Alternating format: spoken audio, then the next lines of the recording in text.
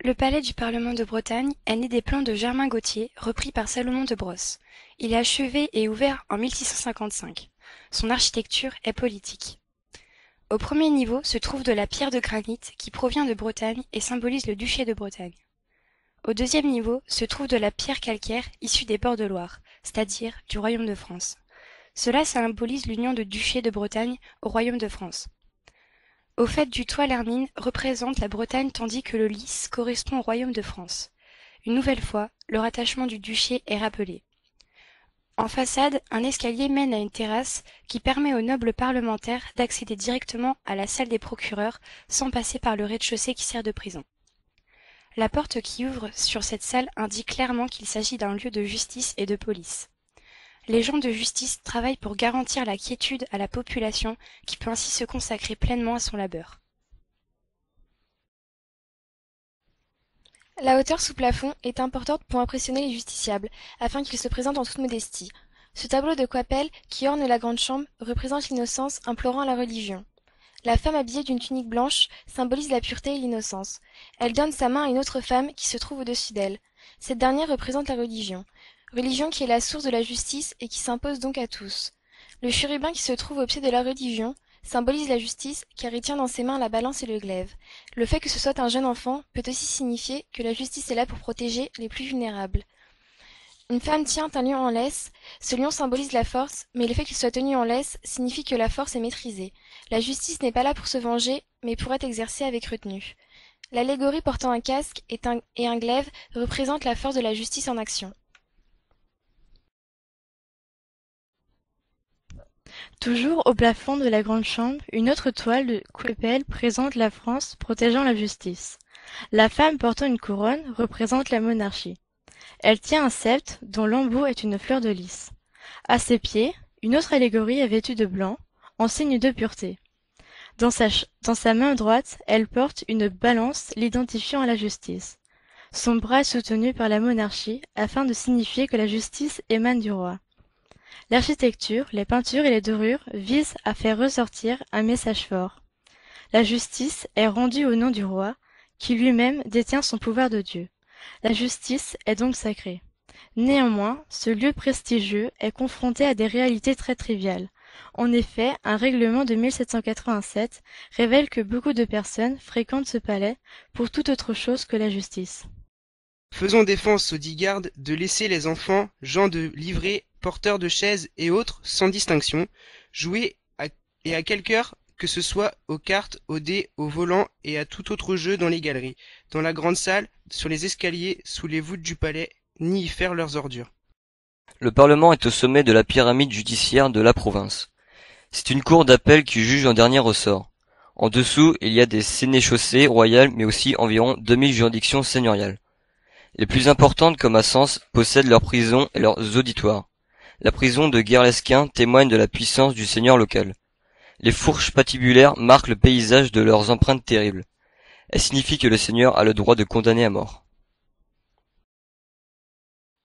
L'an 1781, le 2 novembre aux 11 heures du matin, dans le champ de foire de la Toussaint à Plumaudan, nous, Pierre Leclerc et André Lebrun, cavaliers de maréchaussée à la brigade de Dinan, où étant, suivant l'usage et passant à côté d'un particulier qui tenoit en vente en la dite foire un cheval en poil noir, d'où il demandoit un prix bien en dessous de la valeur, et suivant ce que l'on nous a dit qu'il en demandoit tantôt plus, tantôt bien moins, toujours en dessous de sa valeur. Ce qui nous a fait présumer que le particulier avoit volé ce cheval. En conséquence, nous nous sommes adressés à lui, et lui avons demandé où il avoit pris ce cheval, et de quel endroit il étoit lui-même. Il nous a répondu qu'il était de Saint-Pierre de Pléguenne, et que le cheval en étoit aussi. En conséquence, et de toutes les tergivérations de ce particulier, nous sommes retirés, laissant à notre confrère à la garde, et informés d'avec des particuliers de Saint-Pierre de Pléguenne, s'il connaissoit ce particulier avec le cheval dont il est, car ils m'ont répondu qu'ils ne le connaissoient point, et qu'il n'étoit pas de Saint-Pierre de Pléguenne. Ce qui nous a fait, mon confrère et moi, saisir cet homme et le conduire chez le juge de police du lieu.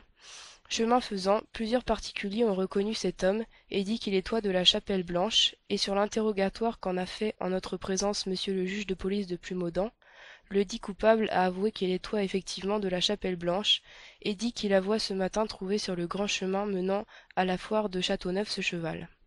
En conséquence, et monsieur le juge de police nous ayant dit que la foire d'aujourd'hui relevait de Dinan, que par conséquent les suites de cette affaire incombaient à monsieur le procureur du roi de la sénéchaussée de Dinan, qu'il n'était pas douteux que cet homme paraissait coupable, et qu'il nous incombait, pour remplir notre devoir, d'emmener par provision cet homme et de le constituer aux prisons de Dinan, pour après en donner avis à monsieur le procureur du roi, et de déposer le présent au greffe de Dinan. Pour y parvenir, nous avons premièrement fait conduire le dit cheval en poil noir, sans autre marque pouvant valoir environ 500 livres, chez le même Michel Jugon, hôte et aubergiste, au dit bourg de Plumaudan, où nous l'avons laissé en fourrière, à charge dit celui, par et d'autorité de justice, pour le garder et soigner aux frais, risques, périls et fortune de qui l'appartiendra, jusqu'à ce qu'il n'en soit déchargé de l'ordre et à la requestre de monsieur le procureur du roi. En conséquence de tout quoi, nous, dits cavaliers, avons appréhendé au corps le dit particulier pour le conduire aux prisons de Dinan, et rapporté le présent notre procès-verbal en présence de plusieurs personnes sous nos seins, le dit jour, et ont signé sur la minute Leclerc et Lebrun. Vu par nous, procureur du roi de la sénéchaussée de Dinan, le présent procès-verbal, ordonnons que le particulier y dénommé sera chargé à notre requestre aux prisons de cette ville, à Dinan, le 2 novembre 1781,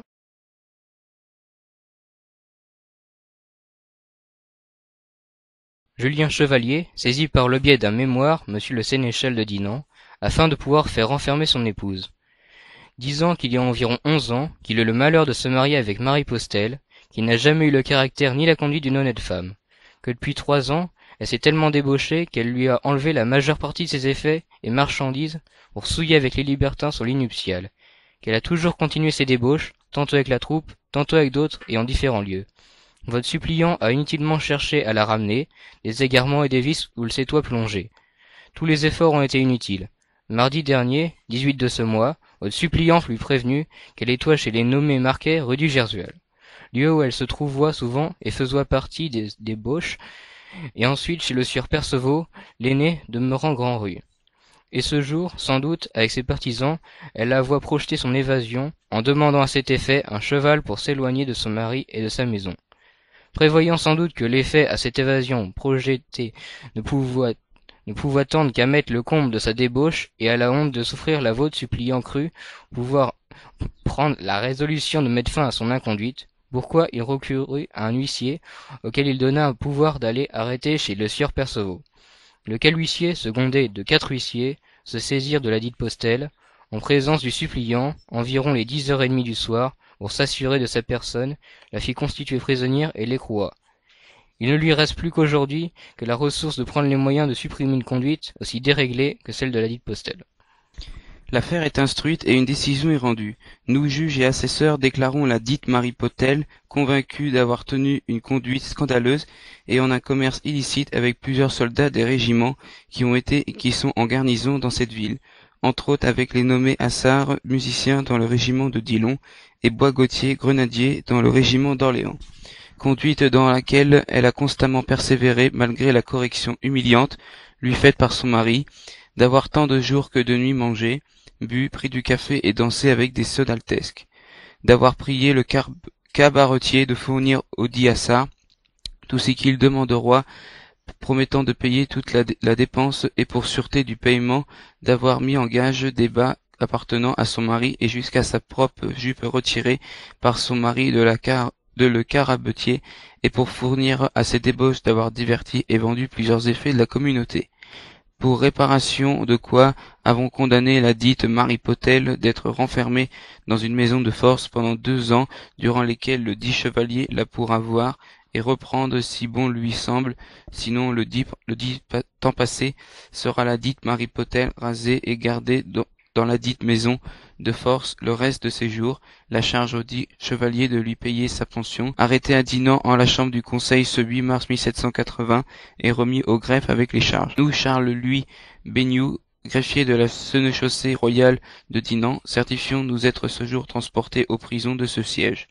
Ouvertes les portes et guichets d'Issel avons fait venir ladite Marie Potel, à laquelle, ayant donné lecture en dernier de la sentence ci-contre et des autres parts, elle nous a déclaré s'emporter avec révérence appellante, de quoi elle a requis acte et a signé Marie Potel. Ces messieurs du Parlement auront donc à se prononcer sur cet appel.